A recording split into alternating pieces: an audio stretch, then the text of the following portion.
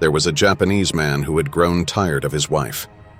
When they had gotten married, she was the most beautiful girl he had ever seen, with long black hair, beautiful brown eyes, and soft skin. However, over the years, her looks had faded, and she had grown fat. Her face had become wrinkled. He realized that he wasn't attracted to her anymore and decided to leave her. The man told his wife he wanted a divorce and promptly moved out of the house. He rented an apartment in the city and took to visiting bars and clubs in search of a new romance. It wasn't long until he met a stunningly beautiful young girl. She was only 18 years old, tall and slim with long flowing blonde hair. He was instantly smitten, and within weeks he had asked her to marry him. The blonde girl accepted, and after they got married, she moved in with him. However, as soon as the ring was on her finger, the blonde girl's behavior changed. Before the wedding, she had been sweet, pleasant, and polite. But now her attitude was hard, mean, and rude. She was very vain and seemed to spend hours in front of the mirror, preening, applying makeup, and gazing at her own reflection. She was also very demanding and made him spend all of his money on her. She forced him into buying her new clothes, new jewelry, new gadgets, and a new car. One day, the man came home and took a good look at his new wife. All of the makeup, the eyeliner, the mascara, the eyeshadow, only hid the ugliness inside. He began to wish he had never married her. As the years went on, the man started longing for his old wife. She may have been old and overweight, but she had been a caring and considerate person. He cried when he remembered her soft voice, her gentle smile, and her eternal patience. He regretted the day he had divorced her. He gradually realized that he still loved his first wife, loved her more than he could ever love the blonde girl. He began to understand how he had thrown away the only woman who ever truly loved him. Sometimes, in his dreams, he would see his old wife, sitting alone in her room, her long black hair covering her face. Late at night, he would ask himself how she was living, what she was doing. Would she ever take him back? One night, after a bitter argument, he decided that he had endured enough. He couldn't take it anymore and left his blonde wife. He left the city and made a long journey back to his old wife's house. When he reached the street where they used to live, it was already late at night. The house looked deserted. Tall weeds were growing in the garden and the windows were cracked and broken. Tiles were missing from the roof and the walls looked as if they hadn't been painted in years. He knocked on the front door, but no one answered. Then he tried the handle and found that the door wasn't locked. He walked inside and found the rooms empty and silent. A chilly wind was blowing through the broken windows. Going upstairs, he opened the door to the bedroom and was startled to see his wife sitting there on the bed. He ran to her, embraced her in his arms, and cried on her shoulder. Through the tears, he told her how much he had missed her over the years and begged her to forgive him for leaving her. Her face was covered by her long black hair, but he heard her sweet voice whispering in his ear. She told him, "I'm glad you came back to me," she said, "if only for a moment." "Only for a moment?" he replied with a laugh. "I'm back for good. Now we can spend the rest of our lives together." He brushed the hair from her face and leaned in to kiss her, but when he opened his eyes, he screamed in horror. Her face was a dirty, moldering skull. To his horror, he realized that what he was clutching in his arms was nothing but a sack of dusty, old bones and long, stringy black hair. The man scrambled to his feet and tossed the bones away from him in disgust. He stood there in the dim light, shuddering as a sickening feeling spread throughout his body. He ran downstairs and out the front door.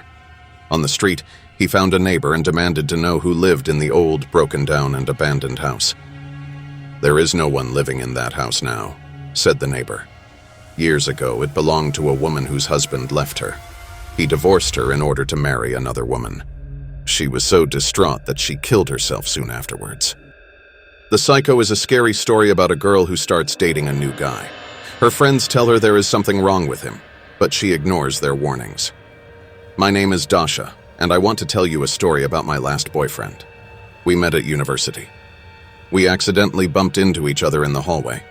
He asked me to go for coffee with him, and I agreed. He told me his name was Norman. We talked about this and that. He was handsome and witty. I was very attracted to him, and before long we were dating. Norman was very sensitive and caring guy, not like my previous boyfriends. It was like he was from another planet. He was always interested in what I wanted, always concerned about my needs. But at the same time, he was very masculine. I felt safe with him. Everything was fine at first. It was my friend's birthday, and our whole group gathered in a bar to celebrate. I was excited because I brought Norman and I wanted to introduce him to everyone. Sitting at the table, we were having fun, drinking and laughing. Then some of the guys went outside to smoke, and Norman went with them. They were gone for 5 minutes, and when they returned, I was approached by my friend Simon. "Dasha, I think there's something wrong with this Norman guy," he said. "What do you mean?" I asked. "Well, he's kind of strange. He started talking about his mother, saying really weird things. Then he started giggling like an idiot for no reason. He's not normal." "Norman? Not normal? Are you sure?" I said. Of course, I spoke with Norman about it, but he denied everything. He said my guy friends were just jealous of our relationship and they were trying to drive a wedge between us.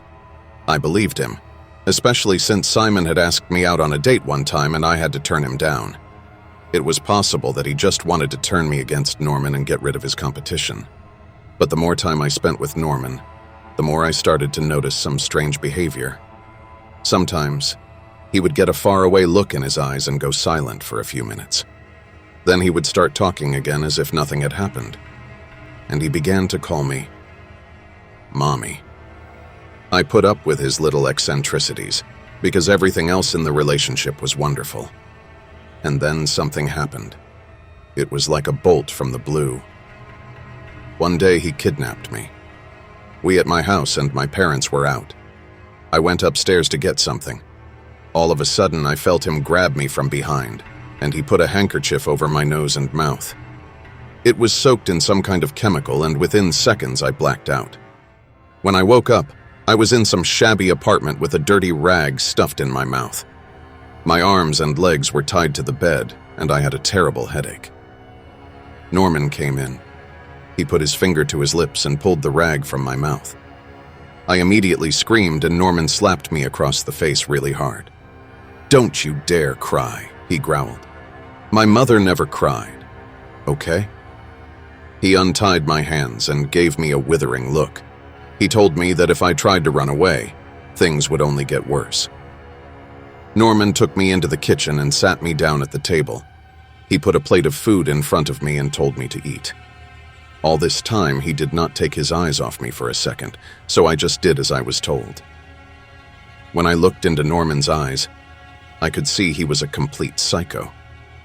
How could I have not seen this in him before? He smiled at me, as if everything was normal. "How are things at work, Mommy?" he asked. I had no other choice but to play along with him. "All good," I replied. "So we'll go on holiday together next week?" "Of course," I mumbled. "Oh, by the way, someone told me you have a new man in your life, Mommy." "That's not true, is it? You wouldn't do that to me, would you, Mommy?" I saw how angrily he was staring at me. "No," I replied. "Well, I knew it wasn't true," he grinned. "We don't need anybody else. We're happy together, just me and you." After I finished eating, he took me into the bedroom and forced me onto the bed. He tied my hands, put a gag in my mouth, and left. This was how my nightmare began. Sometimes Norman remained with me for a long time, telling me how things were going in college.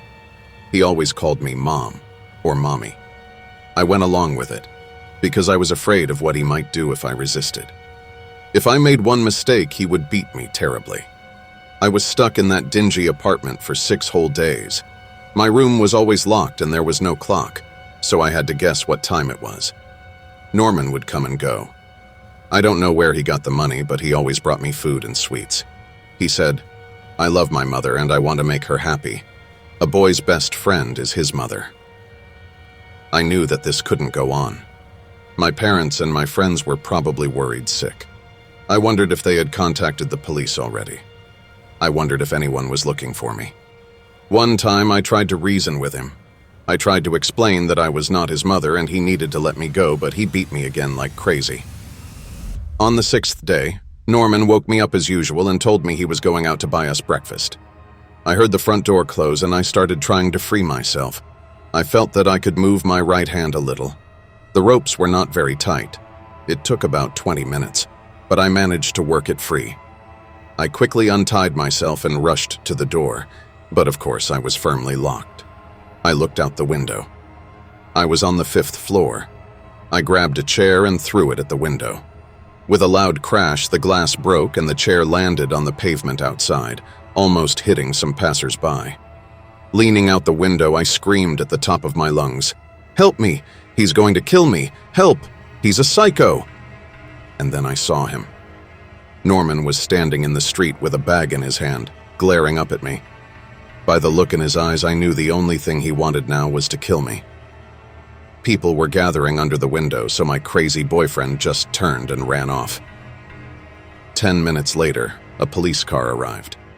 The officers broke down the door and rescued me. I will never forget the look in my parents' eyes when they took me home. I spent the rest of the night weeping uncontrollably. It turned out that the police were already looking for Norman. He was on the run from the authorities long before he met me. He was wanted for a double murder. His name wasn't even Norman, it was Ed, and he was actually 30 years old. He had a history of mental illness and had been in and out of insane asylums for most of his life. 2 years before, he had been living with his mother. He was completely obsessed with her. His mother was dating a man, and she brought him home with her one night. When Norman caught them together, he flew into a violent rage. He beat both of them to death with a hammer and then just disappeared. I hope the police will find him soon because until they do, I am too scared to leave my house. If you want my advice, be careful who you date. There is a small village on the island of Hawaii called Ola'a. Nobody would ever guess the terrible secret this village holds, following the accidental drowning of a young boy many years ago. Today, the tragedy still haunts the villagers and their children. Back in 1947, a group of kids were playing on the banks of a deep pond outside the village. One boy accidentally tripped over a log and fell into the water with a splash before any of the other children could react. The boy sank beneath the water's shimmering surface. For a few moments, they waited for him to resurface, but there was no sign of him. Horrified, they ran back to the village to get help. Some local men came as fast as they could and dived into the pond, searching for the young boy. They were terrified by what they found. The boy was sitting on a rock at the very bottom of the pond. His arms were hanging down by his sides, and his body was swaying back and forth with the currents. His eyes were wide and his mouth was hanging open. But he was dead in the water. The eerie sight sent shivers down the spines of the men who had dived in to save him. They were deeply disturbed and said it was such an unusual way to drown. It was as if the boy had calmly sat down on the rock and waited there to die. They retrieved the corpse and dragged it onto the bank of the pond. Everyone who lived in the village was saddened by the tragedy, but after the funeral they tried to put the strange death behind them. Afterwards, bizarre rumors began to spread around the area. In the middle of the night, villagers would hear unexplained screams and cries coming from the direction of the pond. At first, they tried to tell themselves that the haunting cries were just caused by the wind blowing through the tall trees. However, as time went on, some people started to report disturbing experiences. Whenever people walked past the pond at night, they would feel something reaching out and trying to grab their feet. Many villagers believed that the ghost of the drowned boy lurked beneath the dark waters of the pond. They said that at night he would come to the surface, cold, wet, and shivering, his icy hands clutching at unsuspecting victims and trying to pull them into his watery grave. According to the rumors, he was trapped in this world by accident, and the only way he could escape was to find someone else to take his place at the bottom of the pond. One day, a boy was out walking with his father.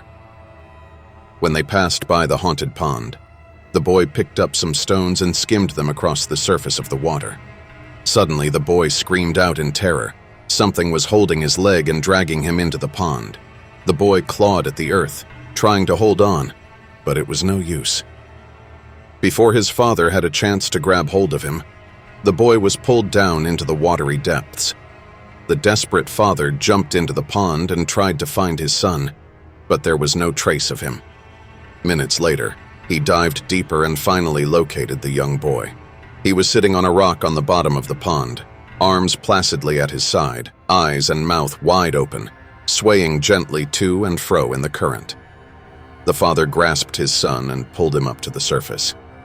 He made his way to the edge of the pond, dragging his son behind him like a dead weight.